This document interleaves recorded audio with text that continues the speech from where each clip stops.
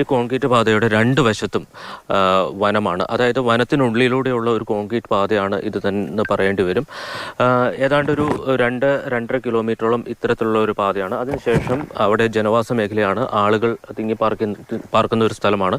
നേരത്തെ 100ഓളം കുടുംബങ്ങളുണ്ടായിരുന്നു. ഇപ്പോൾ കാട്ടാന ശല്യം മൂലം ഏതാണ്ട് 70-ൽ താഴെയായി ചുരുങ്ങിയിട്ടുണ്ട് എന്നുള്ളതാണ് അവർ പറയുന്നത്. ഈ പ്രദേശത്തിൻ്റെ ഒരു പ്രത്യേകത എന്ന് പറയുന്നത് പകൽ സമയത്ത് പോലും വളരെ വൈകി വെട്ടം വരുന്ന ഒരു സ്ഥലമാണ്. കാരണം മരങ്ങൾ നിറഞ്ഞു നിൽക്കുന്ന ഒരു പ്രദേശമാണ്. തൊട്ടടുത്തൊക്കെ അടിക്കാടുകൾ വളർന്നു നിൽക്കുകയാണ്. അതോടൊപ്പം തന്നെ ഏറ്റവും പ്രത്യേകതയുള്ളത് കാട്ടാനകളുടെ അടക്കം സ്ഥിരം സാന്നിധ്യമുള്ള ഒരു മേഖലയാണ് എന്നുള്ളതാണ്. രാത്രി സ്വാഭാവികമായും ഇതുവഴി വന്നാൽ ഈ ആനകൾ സമീപത്ത് നിൽക്കുന്നുണ്ടെങ്കിൽ കാണാൻ കഴിയില്ല എന്നതൊരു യാഥാർത്ഥ്യമാണ്. ഇവിടെ നമുക്കറിയാം ഇലക്ട്രിക് പോസ്റ്റുകൾ സ്ഥാപിച്ചിട്ടുണ്ട്. ചില പോസ്റ്റുകളിൽ ലൈറ്റുകളുണ്ട്. പക്ഷേ ആ ലൈറ്റുകൾ പലതും കത്തുന്നില്ല പലതുമല്ല ഒന്നും കത്തുന്നില്ല എന്നുള്ളതാണ്. ഇന്നലെ ഈ അപകടമുണ്ടായത് ഇതിന് സമീപത്തുള്ള കുറച്ച് മാറിയുള്ള സ്ഥലത്താണ്. അതായത് ആ റോട്ടിൽ നിന്ന് എൽദോസ് കയറി ഏതാണ്ട് 300-400 മീറ്റർ മാത്രമേ മുന്നോട്ട് പോകുന്നിരുന്നുള്ളൂ. ആ സമയത്താണ് വഴിയരികിൽ നിന്ന് കാട്ടാന എൽദോസിനെ ആക്രമിക്കുകയും കൊലപ്പെടുത്തുകയും ചെയ്തത്.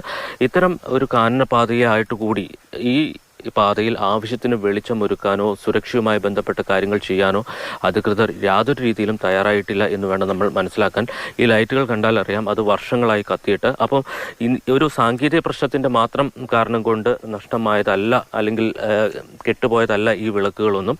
ഈ കാട്ടിലൂടെ നിരവധി ആളുകൾ പോകുന്നതാണ്. സ്വാഭാവികമായും അവരുടെ സുരക്ഷയെ കരുതിയെങ്കിലും ആവശ്യത്തിന് വെളിച്ച സംവിധാനം ഇവിടെ ഒരുക്കേണ്ടതായിരുന്നു. പക്ഷേ ആ കാര്യങ്ങളൊന്നും ചെയ്തിട്ടില്ല എന്നുള്ളതാണ്. കൂടാതെ സമീപത്ത് നമുക്കറിയാം ഒരു തോടൊഴുകുന്നുണ്ട്. സ്വാഭാവികമായും ആനകളടക്കമുള്ള വന്യജീവികൾ വെള്ളം കുടിക്കുന്നതിനൊക്കെയായിട്ട് ഇങ്ങോട്ടേക്ക് എത്തും എന്നതൊരു വസ്തുതയാണ്. അപ്പോൾ സ്വാഭാവികമായും ഇവിടെ വന്യജീവികളുടെ സാന്നിധ്യമുള്ള ഒരു മേഖലയായിരിക്കും. രാത്രി കാലങ്ങളിൽ പോലും പുറത്തുപോയി ആളുകൾ അവർക്ക് ഏക മാർഗമായിട്ടുള്ള ഈ വഴിയെ ആശ്രയിച്ചുകൊണ്ട് വീട്ടിലേക്ക് പോകുമ്പോൾ ആക്രമിക്കപ്പെടാനുള്ള സാധ്യത വളരെ കൂടുതലാണ് എന്നുള്ളതാണ്. അടിയന്തരമായി ഈ പ്രശ്നം പരിഹരിക്കാനുള്ള നടപടിയാണ് വനം വകുപ്പും അതോടൊപ്പം തന്നെ പഞ്ചായത്തും ഒക്കെ ചെയ്യേണ്ടത്. ഇനിയൊരു ജീവൻ കൂടി ഈ വഴിയിൽ നഷ്ടപ്പെടാതിരിക്കാനുള്ള സുരക്ഷ ഒരുക്കേണ്ടത് അത്യാവശ്യമാണ്. നാച്ചേരിയിൽ നിന്ന് വിനു കാഞ്ഞിരപ്പള്ളിക്കൊപ്പം ജയനസ് രാജു, മാതൃഭൂമി ന്യൂസ്.